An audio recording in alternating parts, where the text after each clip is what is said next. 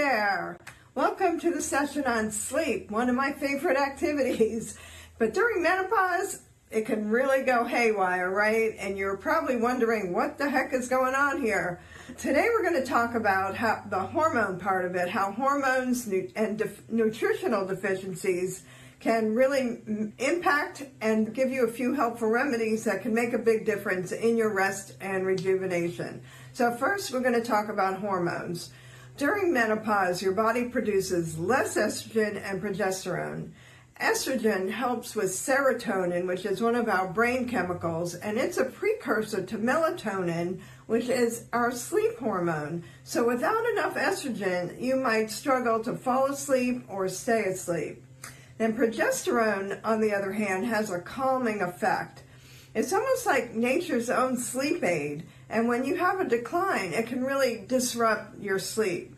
And then there's the wicked cortisol, our stress hormone, and it can really keep us up at night when it gets too high, when we've been under a lot of stress. That tends to get higher. We can balance our hormones with HRT or other natural ways, and we recommend balancing all your hormones by using the Dutch Complete test so that your cortisol levels are taken into consideration also.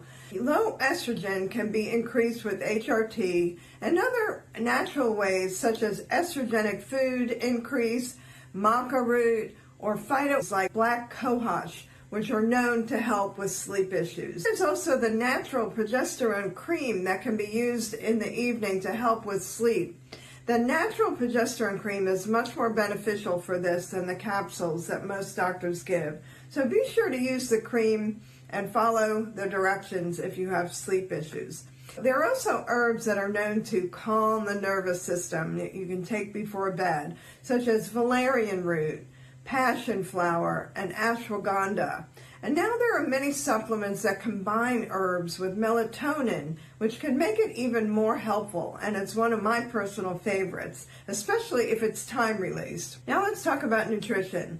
So deficiencies in things like magnesium or vitamin D can also increase sleep problems. Magnesium, for example, helps to relax your muscles and calm your mind. Having more magnesium-rich foods like leafy greens, nuts, seeds, or even taking a supplement can really help sometimes with sleep. And don't forget omega-3 fatty acids. They're amazing for your brain health and sleep quality. So whether it's through HRT, herbal remedies, or improving nutrition, there are tools to help you sleep better. Take a moment to jot down one change that you'd like to explore. Maybe adding magnesium supplement or looking into melatonin. So you've got this. Don't give up. Every woman is different, and you might need to experiment a bit before you find the right combination that works for you. On the next sleep video, we will explore sleep hygiene, which is also an important component of a restful night's sleep.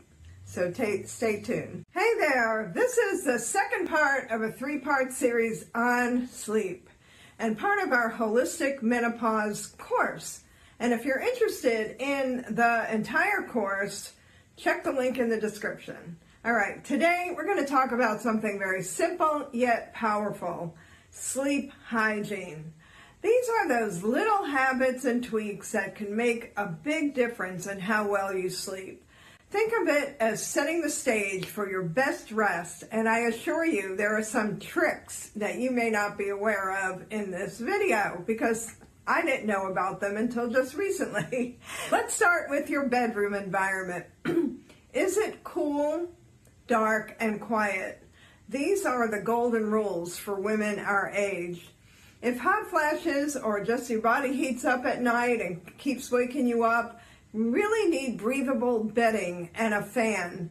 Have you heard of cooling blankets? That was a game changer for me, and I actually just got one this year. I started using it and I absolutely love it. Some are very lightweight and others are more weighted, and really everyone is a little different about what they feel will work for them in their bedroom. And don't underestimate the power of blackout curtains or a good eye mask. Even if your room is dark, a lot of women prefer to use an eye pillow or an eye mask that gently sits on your eyes, blocks out all the light, and I just love mine. My personal favorite is a cotton covered eye pillow, which I use every single night. I have to take it everywhere. And I'm going to also show you, this is my little fan. It's small and quiet, which means that I can take it anywhere, and I do. And it provides just enough breeze and has settings, and it's really quiet, and it keeps me comfortable all night with my blanket and my eye pillow. All right, next up, sleep routine, pre-sleep routine. So are you the one who sits there scrolling on your phone right before bed? And you probably know that your screen emits blue light, which really messes up your melatonin production, which we talked about in the previous video. So try either shutting down your devices an hour before bedtime, or set the bedtime mode to start automatically on your digital well-being setting. This setting dims the screen, changes to grayscale, which reduces blue light immediately, and also sets up the do not disturb so that email or anything that comes in will not bother you. You can even have a setting that measures your snoring while you're in bed, and check it every night. So be sure to check the night mode settings on your phone, and you can also use light filtering glasses. If you are watching TV or something like that, you can get those special glasses. You can also try doing some kind of calming routine like meditation or reading a book before bed instead of the phone. So here the consistency is important, that you're waking up and going to sleep around the same time every day, because this regulates your internal clock. And it might not sound exciting, but it actually really does work wonders. And it doesn't have to be exact, but just as close as you can. Also, be sure to watch out for disruptors before bedtime. Any caffeine or alcohol in your system can really affect your sleep. A lot of people tell me, oh, coffee doesn't bother me, but then when you really look at their sleep and they don't wake up feeling refreshed, it's probably because they're waking up during the night. So your challenge for this week, make one change to your sleep environment or bedtime routine. Maybe it's as simple as putting your phone or TV on nighttime mode to avoid that blue light, or buying an eye mask that works for you. Small steps lead to big results. All right. Have a great day. Hi again. This is the part 3 of our sleep series, and today we're going to dive into how movement and stress management can help you sleep like a baby, even during menopause. This sleep series is part of our Holistic Menopause course, and if you're interested in exploring all the topics of the complete course, follow the link in the description. Okay, so exercise and relaxation aren't just good for your body and mind, they're a secret weapon for better sleep.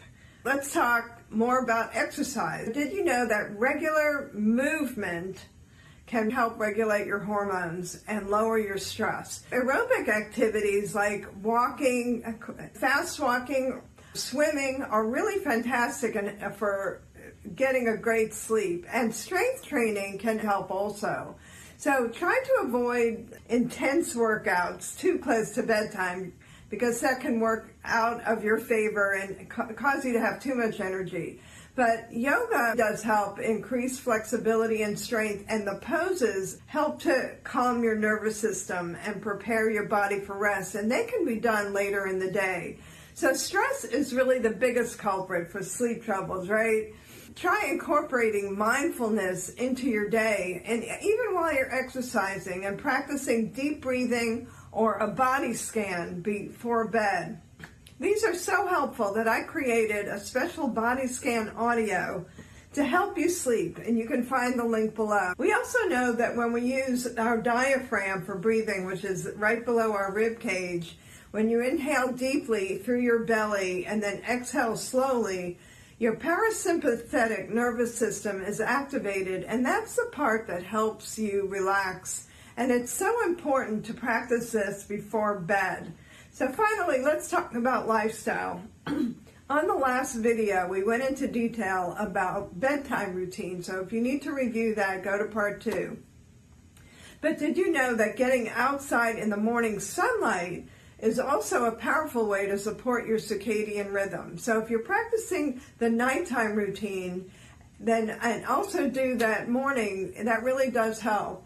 Journaling is also helpful right before bed, writing down 3 things that you can be thankful for, and it calms your brain and helps ease bedtime anxiety. And it really is amazing how those kind of things can help us.